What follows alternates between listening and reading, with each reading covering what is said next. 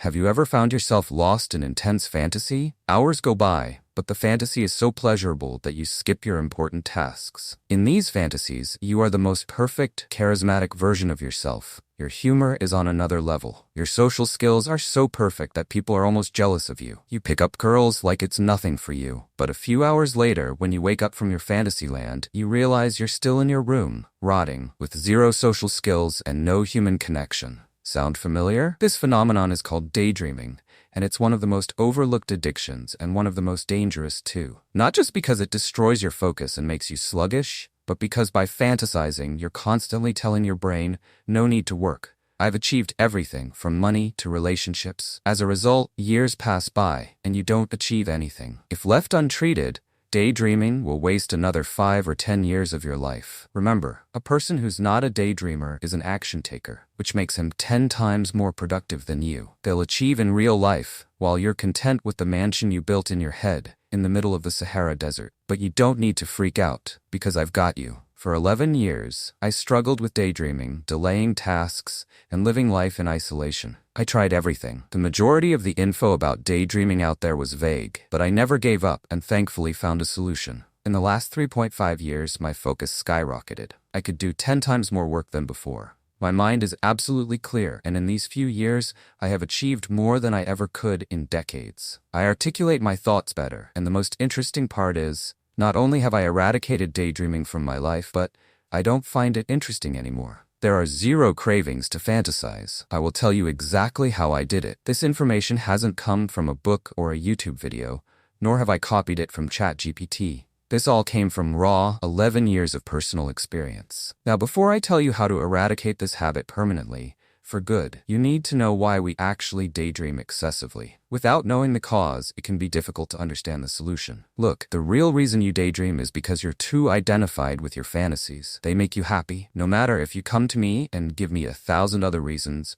The truth is, it all boils down to this. You see value in daydreaming. Whatever you see value in, you go towards it. If you doubt me, think about why some people bite their nails to calm their nerves instead of daydreaming.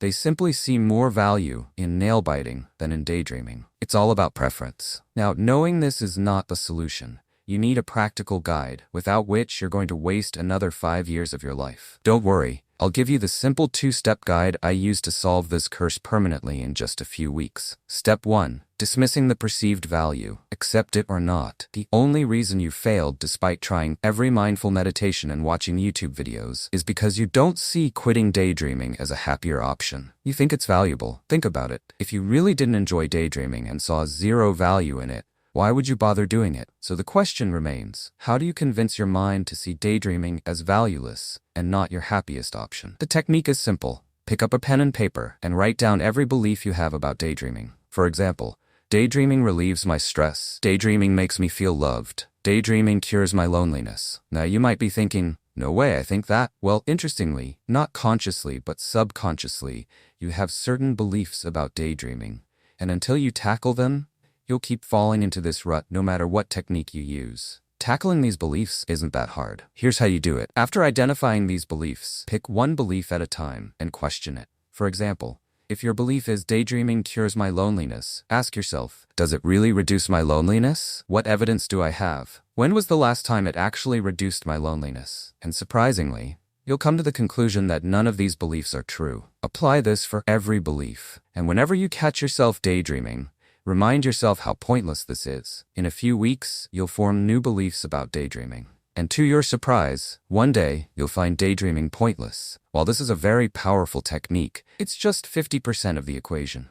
If you want to completely eradicate daydreaming and get your stolen life back, you have to incorporate the next step. Step 2. Finding value in the alternative. As you know, the only reason you daydream is because you see value in it. You think stopping fantasizing isn't fun, so why would you want to quit? It's human nature to run toward things that make us happier. So what if, instead of believing daydreaming makes you happy, you could teach your mind to feel even happier about giving it up? This might sound a little surprising, but I have done it. And truthfully, it took no willpower for me to quit daydreaming, because not daydreaming is what makes me feel happy. But how exactly can you trick your mind to do this? Write down the reasons you want to quit. Imagine a life without daydreaming. How does that look for you? This step is a little subjective, because everyone has their own dream life that they desire.